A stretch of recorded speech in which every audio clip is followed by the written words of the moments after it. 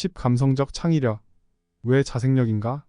사송 인섭숙대 명예교수, 다산전인 교육 캠퍼스 원장. 미래의 자생력, 감성적 창의성은 하늘에서 뚝 떨어진 새로운 개념도 천재적인 번뜩임 같은 특출한 능력도 아니다. 기계와 차별되는 인간만의 본성인 감성의 일상의 다양한 존재와 활동을 새롭게 배열하고 통합하고 연결하는 창의성을 더한 개념이다. 이는 통찰력 있는 창의성, 통찰력 있는 융합, 통찰력 있는 리더십으로 기를 수 있으며 세부적으로 감성, 동기, 융합, 수정, 유연성 그리고 행복한 잡종으로 이끄는 내면력으로 완성된다. 결국 감성적 창의성은 인간을 더욱 인간답게 만드는 원동력이다. E-CLIP를 통하여 내 아이의 감성적 창의력 교육을 하자. 1. 감정을 느끼는 기계의 등장. 생긴 게 꼭 물범 같다. 보드라운 털도 있어 언뜻 보면 강아지 같기도 하다. 인간에게 정서적 안정감을 주기 위해 개발된 의료용 로봇 파로 PARO에 대한 이야기다. 일본에서 개발된 파로는 노인들의 심리치료를 위해 쓰이고 있다. 파로에는 센서가 달려있어 사람과 눈을 맞추기도 하고 털을 쓰다듬으면 동물처럼 소리를 내면서 사람에게 안기기도 한다. 내장된 카메라로 사람의 얼굴을 인식하기 때문에 처음 만나는 사람을 구분할 줄 알 수 있고 혼자서 놀이 활동도 가능하다. 파로와 함께한 노인들은 자신의 감정에 반응해줄 상대가 생겼다는 사실의 기쁨을 느낀다고 한다. 때때로 영화관에 가면 감정을 지닌 인공지능이 등장하는 작품을 심심찮게 보게 된다. 영화 AI 로봇 그녀에서는 감정을 느끼는 로봇과 사람이 교감하는 이야기가 펼쳐진다. 특히 그녀는 아내를 잃은 상실감에 빠진 남자. 주인공이 인공지능 운영체제인 사만다와 감정을 교류하면서 치유되는 과정을 그리고 있다. 감정을 느끼고 반응하는 인공지능 기술을 감성 컴퓨팅 어펙티브 컴퓨팅이라 한다. 현재 인류는 감성 컴퓨팅 분야에 부단히 노력을 기울이고 있으며 실제로 그 규모는 갈수록 커지고 있다. 감성 컴퓨팅은 말 그대로 인간의 감성을 인지 해석 처리할 수 있는 시스템의 개발과 연구를 뜻한다. 근래에는 기술력이 더 고도화되면서 사용자가 느끼는 미묘한 감성 변화까지 알아차리는 수준에 이르렀다고 한다. 차가운 쇠붙이로 이루어진 로봇이 어떻게 사람의 감정을 읽을 수 있을까? 감성 컴퓨팅의 기술력을 살펴보면 그 원리를 파악할 수 있다. 가령 로봇은 입력된 사용자의 신체 상태나 행동에 대한 데이터를 수집한다. 이 데이터는 사용자의 감정을 인지하기 위한 단서 역할을 한다. 마이크로 음성을 측정하고 비디오 카메라로 표정과 몸 동작을 찍고 센서로 체온 정보를 얻어 이러한 데이터를 통합해 사용자의 감정을 분석하는 것이다. 이때 음성 인식과 언어 분석, 표정 감지는 기계학습을 통해 패턴을 추출한 뒤에 이루어진다. 생각보다 매우 과학적인 근거를 갖고 감정을 인식하는 것이다. 파로의 이야기. 파로의 이야기로 다시 돌아가 보자. 노인이 파로의 털을 쓰다듬을 때 단순히 보드라운 털의 감촉을 느끼고 싶어서 쓰다듬는 건 아니다. 노인은 교감을 원하는 만큼 그 감정이 자연스레 표정에 드러나고 위성어를 사용해 대화를 시도할 수도 있다. 파로는 센서로 그 모든 감정, 음성, 표정 등의 정보를 수집한 뒤 기계학습으로 감정의 패턴을 뽑아내는 것이다. 교감을 나누고 싶다는 감정 패턴을 분석한 파로는 사용자의 품에 안기도록 프로그램화된 대로 노인에게 달려가 안긴다. 노인은 자신의 마음을 알아준다고 여기며 위안을 받는 것이다. 실제로 파로가 일본의 의료시장에 미치는 변화는 상당했다. 도쿄의 한 요양시설에 입주한 70세 이상 노인 12명을 대상으로 실시한 임상 실험에서 그들의 스트레스가 큰 폭으로 감소한 것을 호르몬 수치로 확인할 수 있었다. 털북숭이 물개 로봇이 입원 환자와 요양시설 수용자, 간병인의 스트레스를 줄인 것은 물론 간병인과 피간병인의 교감을 도와 심리적 안정을 촉진하는 효과를 주었다. 이런 이유로 노인 심리치료의 인공지능 로봇 도입에 관한 논의가 활발해지고 있고 관련 시장도 커지고 있다. 여기까지만 들으면 이제 로봇이 감성적 기능까지도 해내는구나 하고 깜짝 놀랄 것이다. 하지만 과연 그럴까? 파로는 손주와의 내면 세계 소통은 불가능하다. 내게는 눈에 넣어도 아프지 않을 예쁜 손주 녀석들이 있다. 정기적으로 손주들을 만날 때마다 우리는 다양한 표정을 주고받고 말로 마음을 전하며 감정을 나눈다. 인공지능 도우미가 내 손주들을 돌본다면 어떨까? 아마도 아이가 요구하는 것에 즉각 반응하며 작은 것에서부터 큰 문제에 이르기까지 해결해 줄 것이다. 하지만 아이가 짓는 아리송한 표정을 알아채고 어리숙한 말투에서 우러나는 진심을 깨닫기란 어렵지 않을까? 기계가 감정을 유추하는 과정은 파로의 사례처럼 다양한 센서를 통해 감지되는 신체적 변화를 기계학습으로 예상하고 대응하는 방식이다. 즉 기계는 감정을 프로그래밍이 된 기능으로 출력한다. 사람과 같이 사물이나 사건에 심리적으로 반응하는 능력이 아니라 방대한 데이터를 알고리즘화해 흉내낸 것뿐이다. 게다가 인간의 감정은 데이터를 분류하듯 기계적으로 나누기 힘들고 상황에 따라 개인에 따라 변수가 너무 다양하다. 감성 컴퓨팅 기술의 발달로 인공지능은 인간의 감정을 빅데이터로 파악해 유추할 수는 있다. 하지만 기쁨과 사랑, 슬픔과 분노 같은 복잡한 인간 감정 체계에 대해 완벽히 규칙을 정하고 연산하기란 어렵지 않을까? 나는 인공지능 로봇 개발의 최전선에서 개발자로 일하는 전문가에게 로봇이 인간의 감성을 뛰어넘을 수 있을까요? 하고 진지하게 물은 바 있다. 당시 그분은 거의 그럴 확률은 없다고 봅니다. 사람의 감정은 너무 세분화되어 있고 변수도 무척 많아요. 기계는 프로그램화되어 있기 때문에 각각의 변수에 대처하는 건 거의 불가능합니다. 라고 답했다. 로봇 연구의 권위자인 데니스 홍 박사 역시 인터뷰에서 인공지능, 로봇이 인간의 수준에 도달할 수 있는가? 라는 질문에 이렇게 답했다. 불가능하다고 생각합니다. 공학자들이 사람 같은 로봇을 만들려면 감정과 자아를 이해해야 하죠. 그러나 아직 뇌의 작동 원리를 완벽히 파악하지 못한 상황이라 그런 로봇은 나올 수 없다고 봅니다. 네트워크가 자각할 수도 있다는 얘기도 많지만 이를 뒷받침할 수 있는 과학적인 논거는 어디에도 없습니다. 두 전문가의 말을 빌렸지만 내 생각도 마찬가지다. 데이터를 기반으로 작동하는 기계의 감성과 인간의 감성에는 근원적 차이가 존재할 수밖에 없지 않겠는가. 교육학자 송인섭 교수. 이제는 AI가 인간의 내면적 감정 세계에 도전한다는 논의를 종종 한다. 그러나 인간의 감성은 무한대이기 때문에 AI는 이간의 감성적 창의력에 접근은 불가능하다. 특히 미래의 자생력, 인간의 감성적 창의성은 기계와 차별되는 인간만의 감성으로 활동을 새롭게 배열하고 통합하고 연결하는 인간의 고유한 창의성을 뜻하는 개념이고 이는 이간만의 고유한 특성이다. 이 자생력은 융합, 창의, 리더십 세 축으로 구성되어 있고 통찰력을 바탕으로 한 인간의 감성적 창의력이다. 통찰은 한마디로 수평선 너머까지 꿰뚫는 인간만의 힘이다.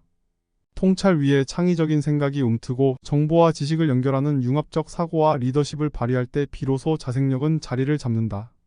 이 자생력은 인간보다 빠르고 정확하게 데이터를 셈하고 분석, 분류하는 인공지성을 통제하는 인간의 고유한 특성이다. 나는 인공지능 로봇 개발의 최전선에서 개발자에게 분명히 로봇이 인간의 감성을 뛰어넘을 그럴 확률은 없다고 하였다. 사람의 감정은 너무 세분화되어 있고 변수도 무척 많다. 기계는 프로그램화되어 있기 때문에 각각의 변수에 대처하는 건 거의 불가능하다. 로봇 연구의 권위자인 데니스 홍 박사 역시 인공지능 로봇이 인간의 수준에 도달할 가능성은 없다고 말했다. 내 생각도 마찬가지다. 데이터를 기반으로 작동하는 기계의 감성과 인간의 감성에는 근원적 차이가 존재할 수밖에 없지 않겠는가. 부모님은 우리의 사랑하는 자녀의 감성적 창의력을 느낄 필요가 있다. 이제 우리 부모님도 내 사랑하는 자녀를 위해 인간 교유의 특성인 감성적 창의력에 관심을 두어야 한다. 왜냐하면 인간만의 고유한 특성이기 때문이다. 우리 자녀에게 감성적 창의력인 자생력 교육을 통해 AI 시대의 주인으로 삶을 영위하며 주인공이 되도록 함께 노력하여야 한다는 사실을 자녀와 함께 공유할 필요가 있다. AI 시대가 와도 사회를 움직이는 것은 여전히 내 자녀의 몫이 되게 하기 위하여 자생력 교육을 통해 내 자녀가 주인으로 삶을 이끌게 하자. 내 사랑하는 자녀의 자생력은 융합, 창의, 리더십 세 축으로 구성되어 있으며 그것들은 모두 통찰력을 바탕으로 한다. 통찰은 한마디로 수평선 너머까지 꿰뚫는 힘이다. 현상을 꿰뚫어 보려면 사물이나 현상의 다면을 보고 입체적 각도에서 생각하고 질문할 수 있어야 한다. 내 사랑하는 자녀에게 통찰 위에 창의적인 생각이 움트고 정보와 지식을 연결하는 융합적 사고와 리더십을 발휘할 때 비로소 자생력은 자리를 잡을 수 있도록 관심을 둘 필요가 있다. 자생력을 통해 내 자녀는 AI를 지배하는 삶을 살 수 있다. AI 시대에 내 자녀의 감성적 창의력을 항시 느끼기를 바라면서 학부모님들이 사랑하는가 자녀가 AI 시대에 자신의 위치와 역할을 찾고 삶의 가치와 성공, 그리고 행복을 찾기를 깊이 바라면서 계속 글을 읽고자 한다.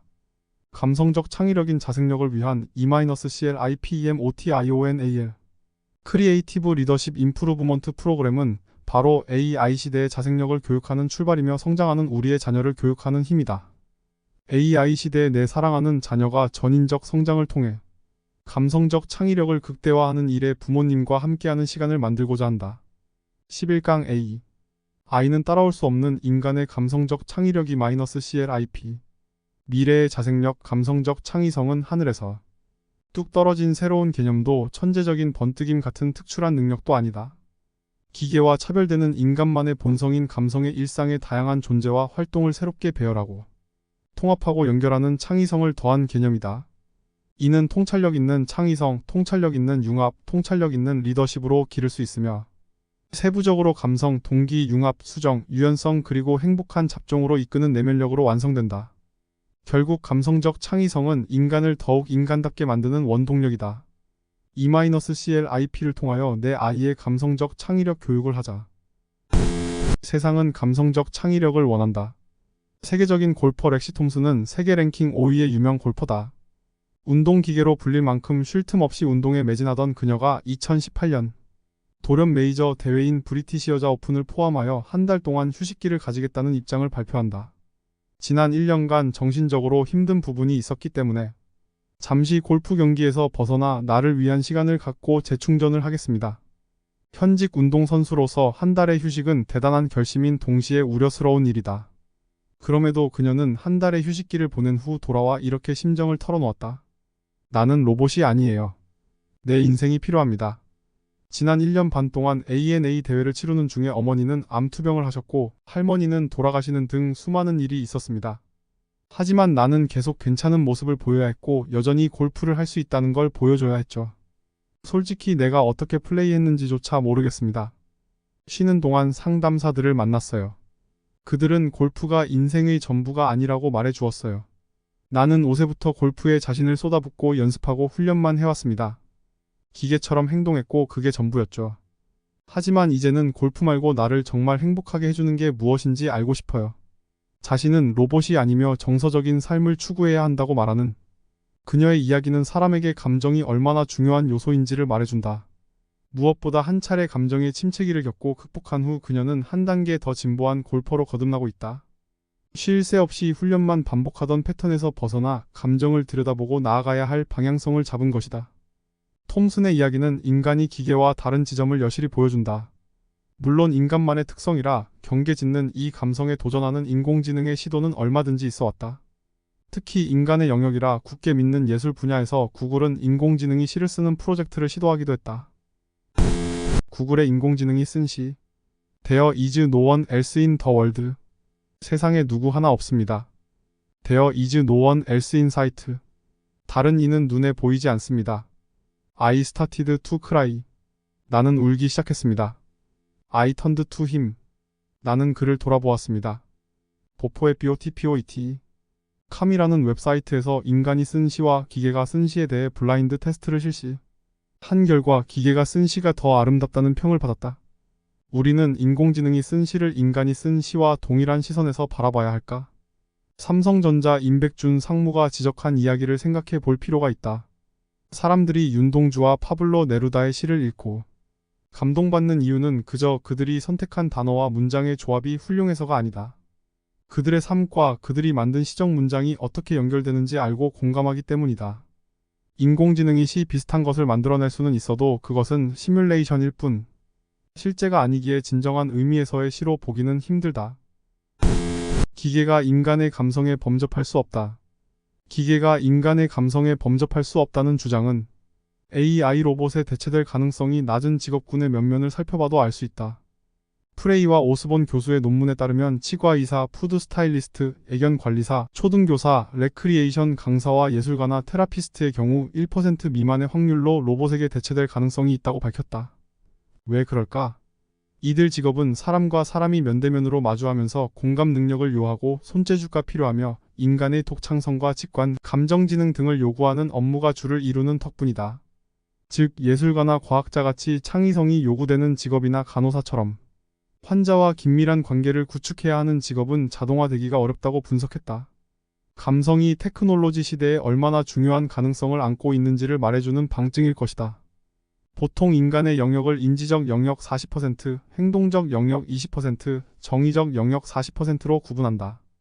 인지적 영역은 지식을 파악하고 이해하는 지적인 기능과 연결되어 있다. 행동적 영역은 신체적 영역이라고도 말하며 인간의 신체 기능과 연관되어 있다. 정의적 영역은 정서나 감정 태도와 연결된 기능을 의미한다. 인지적 영역에서 AI는 이미 훨씬 전에 엄청난 속도로 인간을 뛰어넘었다. 암기력이 좋은 아이가 있다. 뭐든 보기만 하면 척척 외우는 아이는 암기 로봇과 대결을 벌였다. 하지만 과연 이 대결이 의미가 있을까? 아무 의미 없는 대결이다. 아이는 기계에 월등한 암기량에 극심한 피로를 느끼며 정서적으로 열등감을 느낄 뿐이다. 4차 산업혁명 시대의 우리의 과제는 기계적인 성취를 이루는 게 아니다. 그보다는 자신의 감정과 마음이 실린 세계를 찾아 자아 실현을 극대화할 수 있는 정의적 영역을 강화해야 한다. 이를 단단히 단련해주는 것이 자생력이다. 자생력은 감성적 창의성을 발휘하는 인간만의 고유한 심리적 특성이다. 사고력, 상상력, 창의성을 발휘하고 문화예술 생활을 하고 철학을 논하거나 역사의식을 지니며 신념과 꿈을 실현시키려는 확고한 의지를 갖는 등 이 모든 것은 감성적 창의성을 바탕에 두고 발현된다. 인지적 영역에서의 일은 앞으로 기계에 넘겨야 한다. 단순하고 반복적인 일, 많은 정보를 바탕으로 필요한 데이터를 뽑아낼 기초적인 인지 분야는 기꺼이 기계에 양보하자. 정의적 영역은 감정적인 처리, 질문으로 사고하는 힘, 새로운 도전과 관련돼 있다. 정의적 역량을 통해 우리는 타인과 감정을 나누고 소통한다.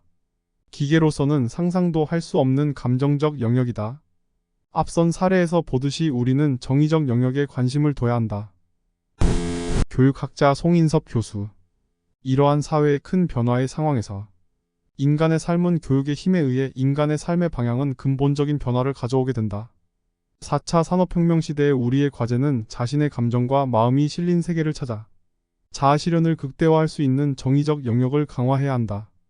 이를 단단히 단련해주는 것이 자생력이다.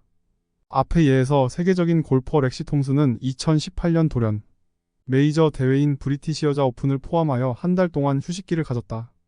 현직 운동선수로서 한 달의 휴식은 대단한 결심인 동시에 우려스러운 일이다. 그럼에도 그녀는 한 달의 휴식기를 보낸 후 나는 로봇이 아니에요. 내 인생이 필요합니다. 쉬는 동안 상담사들을 만났어요. 그들은 골프가 인생의 전부가 아니라고 말해 주었어요. 기계처럼 행동했고 그게 전부였죠. 하지만 이제는 골프 말고 나를 정말 행복하게 해주는 게 무엇인지 알고 싶어요. 무엇보다 한 차례 감정의 침체기를 겪고 극복한 후 그녀는 한 단계 더 진보한 골퍼로 거듭나고 있다. 인간만의 고유한 능력인 감성의 창의성을 겸비한 미래의 자생력인 감성적 창의성은 심리학에서 가져온 개념이기 때문에 추상적일 수 있겠지만 뿌리가 되는 구성인자를 파악하면 이해하기가 한결 쉬워진다. 정의적 역량을 통해 우리는 타인과 감정을 나누고 소통한다. 기계로서는 상상도 할 수 없는 감정적 영역이다. 앞선 사례에서 보듯이 우리는 정의적 영역에 관심을 둬야 한다. 이 자생력은 인간보다 빠르고 정확하게 데이터를 셈하고 분석, 분류하는 인공지성을 통제하는 인간의 고유한 특성이다. 10여 년 전 상상조차 하기 어려운 변화를 목전에 두고 생각해보자니 수술실에서 선명하게 떠올랐던 하나의 깨달음이 스친다. 그 힘은 교육을 통해 얻을 수 없다. 그렇다면 인간만이 가진 인간다운 요소는 과연 어디에 있는가? 나는 감성적 창의성에서 그 답을 찾았다. 부모님이 우리의 사랑하는 자녀에게 주는 상호작용. 이제 사랑하는 자녀를 둔 부모님은 내 자녀의 세대가 윤택하게 살아가기 위해서는 인간 고유의 특성인 자생력에 초점을 맞춰야 하는지에 대한 힌트를 얻을 수 있다. 우리 자녀에게 감성적 창의력인 자생력 교육을 통해 AI 시대의 주인으로 삶을 영위하며 주인공이 되도록 함께 노력하여야 한다는 사실을 자녀와 함께 공유할 필요가 있다. 자생력은 감성적 창의성을 발휘하는 인간만의 고유한 심리적 특성이다. 사고력, 상상력, 창의성을 발휘하고 문화예술 생활을 하고 철학을 논하거나 역사의식을 지니며 신념과 꿈을 실현시키려는 확고한 의지를 갖는 등 이 모든 것은 감성적 창의성을 바탕에 두고 발현된다.